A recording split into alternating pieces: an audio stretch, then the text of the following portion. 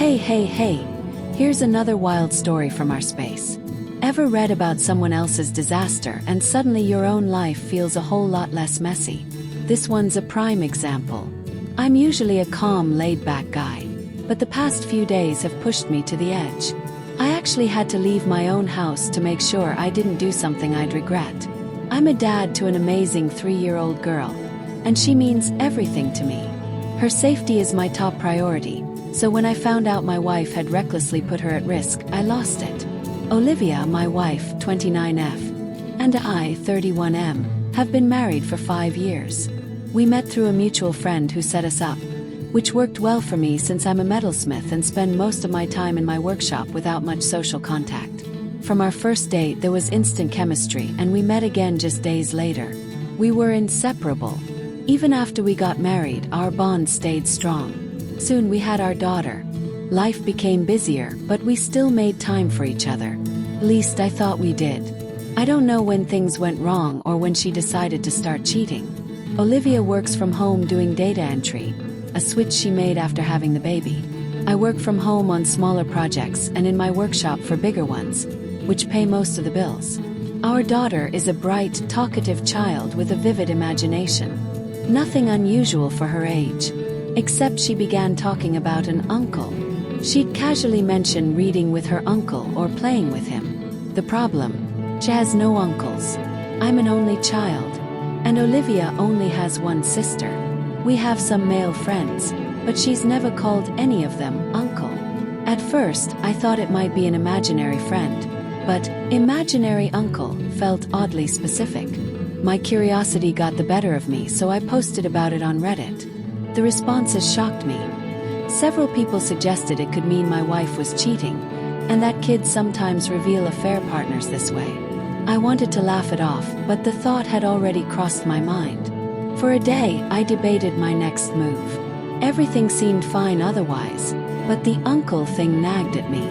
I first asked my daughter more about him, but her answers were vague. Then I brought it up casually with Olivia one evening. She avoided eye contact, brushed it off, and claimed it was nothing. When I pressed her, she insisted our daughter just had a big imagination and probably picked it up from cartoons. Still no eye contact. That was enough for me to dig deeper. When I got the chance, I went through her phone. The truth hit me hard. She'd been having an affair.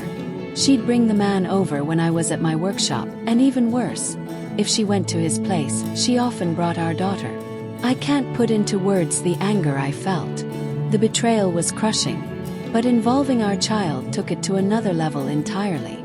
I copied all the incriminating messages to my own phone, then stayed up all night reading them. They'd been seeing each other for about 3 months, though they'd been talking longer. My main focus now wasn't the affair, it was him. Who was this man my wife thought it was okay to expose my daughter to? I found him online, but there wasn't much information. That's when I decided to hire a private investigator. I knew custody battles can be hard for fathers, so I wanted every bit of evidence I could get. But I was stuck wondering, should I confront her now or wait for the PI's findings? And how could I make sure she didn't take my daughter to see him in the meantime? One blunt comment stuck with me. She called it wild imagination. Well, that's your daughter waving a red flag because her mom can't keep her lies straight. She's being exposed to someone you know nothing about, and you need to act now. Set a boundary. No strange men around our daughter. Period. I'm grateful for the support I got after sharing my story. This has been one of the hardest times in my life. The thought of Olivia taking our little girl to another man's home while having an affair still makes my blood boil.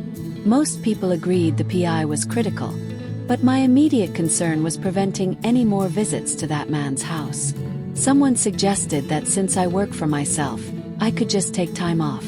So, I emailed my clients explaining there would be a short delay due to personal matters.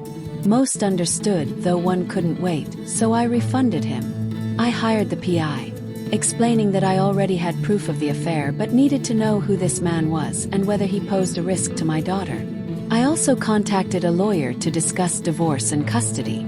I told Olivia I was taking time off because of soreness in my elbow, something I've had trouble with before. Staying home with her was hard. Every time I saw her, I pictured my child sitting in a stranger's living room while her mother was in the bedroom with him. I'd lost all respect for her and had to force myself to act as if I still cared. After a few days, she seemed suspicious or concerned about my elbow. So I told her I was going to see a doctor. I came back saying it was inflamed and needed a few more days of rest. She didn't question it. When the PI finally got back to me, he had a lot to share. The man lived in a bad neighborhood about 20 minutes away. And that was only the start. The PI's report hit me like a brick. 5 years ago, my wife's affair partner had a domestic violence charge filed by an ex-girlfriend. Court records said it started over something as ridiculous as her watching TV too loud. She claimed he shoved her into a door. He took a plea to dodge jail time, but it still sat on his record, and she'd secured a 6-month restraining order against him. I was floored. My wife had been taking our 3-year-old to the home of a man with a history of shoving women over a television volume dispute. A man who once had a restraining order because of violence. This wasn't me overreacting. My gut had been right from the start. I forwarded the PI's findings straight to my lawyer and told him I wanted my daughter away from my wife immediately. I also asked about pressing charges. He understood my anger but explained she hadn't committed a prosecutable crime, though her actions would look terrible in a custody court. He recommended filing for emergency custody, and I agreed without hesitation. My top priority was ensuring my daughter never saw that man again. With divorce papers and the emergency custody motion filed, I decided it was time to confront Olivia. Late one night, after our daughter had fallen asleep, I told her everything. I started by admitting my elbow injury was fake. I'd stayed home to keep an eye on her. She looked wary, clearly sensing where this was headed. I told her I knew the uncle our daughter mentioned was actually her affair partner, and that she'd been visiting him while I worked. She opened her mouth to speak, but I cut her off. There was no point lying. I had the messages. She couldn't meet my eyes when she apologized. She said she'd known it was wrong even while doing it and claimed she'd get help. I told her not to bother. I didn't care about her reasons. We were over. What mattered was she'd put our daughter in danger. She seemed surprised, insisting our daughter was safe, because she always brought her along. I asked if she had any idea what kind of man she'd been exposing her to. She got defensive, saying I didn't know him. That's when I laid it out. His history of violence toward women, the dangerous neighborhood he lived in. She denied it at first, but I assured her it was true. All over a TV being too loud. I told her plainly. I didn't care if he hurt her, but I would be dead and buried before I let a man like that near my daughter. Then came the absurd part. She started defending him, saying she didn't believe he'd ever hurt his ex, and even if he had, he'd changed. When she claimed he'd never harm our daughter because he loves kids, I shut it down. I told her to save it for the judge. When I revealed I'd filed for divorce, she looked stunned, insisting we hadn't even talked it through. She admitted fault and said she was ready to change. I told her I wasn't interested in changing her. I just wanted my daughter kept away from her and her boyfriend. A few days later, Olivia was served with divorce papers, and we had our first custody hearing. I went in hopeful, but the judge didn't grant me custody. She agreed I had serious concerns and solid evidence, but without proof my daughter had been harmed, she couldn't override Olivia's parental rights. I thought it was ridiculous. Still, there was a silver lining.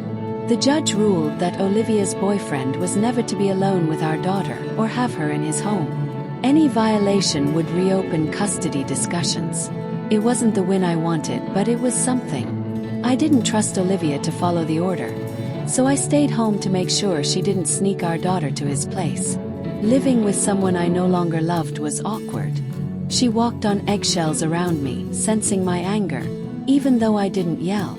She kept claiming the affair was over and she was ready to change, but I ignored her, only speaking when necessary. I took smaller projects from home, even though it hurt me financially, just to keep an eye out. I had no faith in her promises. She'd still leave the house occasionally, dressed up as if she were meeting someone. She didn't take our daughter, but I was suspicious. If she was still seeing him, it was vital for the next custody hearing. So, I hired the PI again, this time to confirm whether she was still involved with him. Within days I had my answer, she was. But the PI also spotted a steady stream of shady visitors at his place, including people with drug charges. He backed it all up with photos, and I sent everything to my lawyer. At the next hearing, the judge didn't hold back. She agreed that Olivia's continued involvement with him made it unrealistic to expect zero exposure. She cited his domestic violence history and the criminal activity around his home as signs of terrible judgment. I was granted physical custody. Olivia got supervised visitation, with the possibility of unsupervised visits later, though my lawyer said her chances of shared custody were slim. I still can't believe I won. If Olivia hadn't slipped up so many times, we might have ended up splitting custody despite everything. Raising such a young child alone hasn't been easy. I've adapted my home workshop to handle bigger jobs, and my family has stepped in when I need to go out. My mom and my stay-at-home sister have been lifesavers. Olivia's family has painted me as the villain. I've tried explaining the danger she put our daughter in, even offering to show the evidence, but they refused to see it. I eventually blocked them all except Olivia, since we need to coordinate visitation. She treats me like the devil every time she sees me, which is rich considering she's still dating the guy. I hired the PI once more when she threatened to appeal. Sure enough, she's still with him, and recently bailed him out of jail for his first drug possession charge. I have no sympathy for her. The real victim is my daughter. She doesn't fully understand why she can't see her mom all the time, and it breaks my heart to see her cry for her. But I know this is better than letting her near the people Olivia's around. A therapist has been helping me navigate this and explain things in a way my daughter can handle. From what I see at visitation handoffs, Olivia isn't doing well. I don't care, she's not my problem anymore. She put our daughter in danger and learned what happens when you cross the wrong parent. It still blows my mind that she brought our child around a man with a domestic violence record. That's not just bad judgment, that's deliberate negligence. I don't care how changed she thought he was. That doesn't cut it. The judge's first ruling was a frustrating reminder that sometimes the system waits for harm before acting. And her family, classic enablers, clinging to the fantasy that she's a misunderstood saint. Got a story like this? Share it in the comments.